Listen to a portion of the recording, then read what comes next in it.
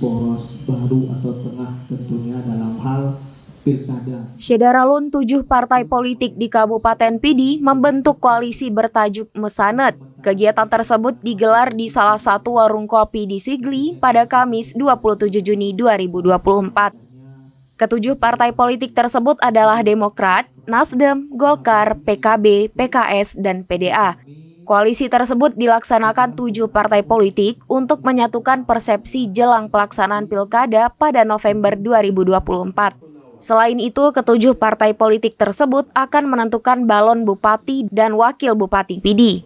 7 partai tersebut memiliki 21 kursi di DPRK Pidi, yakni Demokrat 4 kursi, Nasdem 4 kursi, Golkar 4 kursi, PKB 4 kursi, PAN 3 kursi, PKS dan PDA masing-masing 1 kursi. Dalam koalisi tersebut, ketujuh partai politik itu tidak mengundang Partai Aceh yang memperoleh 11 kursi dan Partai Gerindra 5 kursi di DPRK Pidi. Sementara Partai Adil Sejahtera Aceh yang memperoleh 3 kursi di DPRK Pidi tidak hadir. Kegiatan koalisi yang dilakukan 7 partai politik berakhir dengan tidak menetapkan pasangan balon bupati dan wakil bupati Pidi pada Pilkada 2024.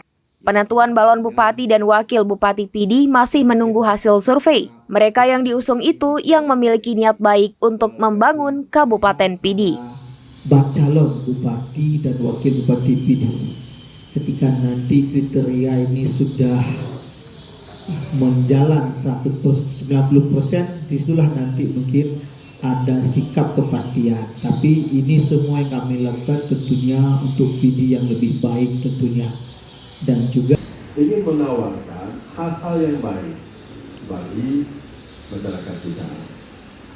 Yang pertama, kenapa ini menjadi poin penting? Kita tahu sama bahwa kita juga paham bahwa kondisi Pidi hari ini kita tidak punya PID, tidak bisa membangun Pidi. Kita sangat bergantung dengan uang. Dari Pidi, Muhammad Nazar, serambinews.com. Download Tribun X sekarang, menghadirkan lokal menjadi Indonesia.